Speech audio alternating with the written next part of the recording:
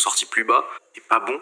Et donc du coup, même si on voit un bon petit PIB, des bons petits corps PCE, etc., au final, on a tellement de contre-arguments qui montrent que l'économie américaine, elle est en train de dump, qu'au final, ça n'a pas réellement impacté à la hausse l'USD, et ça, c'était largement anticipable, notamment quand on sait que les PMI qui sont sortis cette semaine, c'était des PMI de la société S&P, donc des PMI qui sont quand même bien moins importants que les PMI de la société justement ISM qui était sorti eux il y a quelques semaines et qui avait montré un ralentissement économique. Nous, c'est ce qu'on a dit aux membres.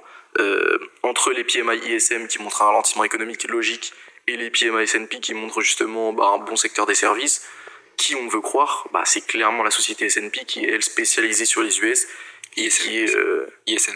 Ouais, ISM, ouais, désolé. Oui, pas du tout les S&P justement, t'as raison. La société ISM justement qui elle historiquement est bien plus fiable.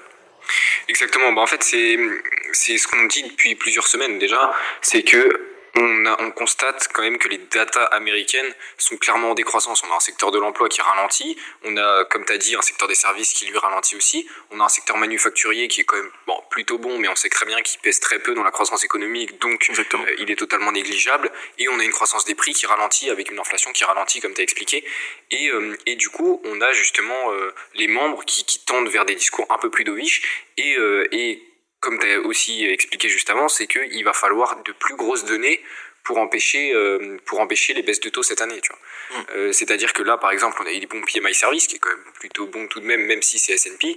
On a eu un très très bon PIB trimestriel qui est quand même sorti beaucoup plus fort. Et on a eu un corps PCE qui était lui aussi un tout petit peu plus fort. Mais de manière générale, on voit que ces datas-là, elles n'ont pas spécialement fait de bien au dollar. Le dollar, il a signé une performance plus ou moins bonne, mais on voit qu'il n'a pas bien performé grâce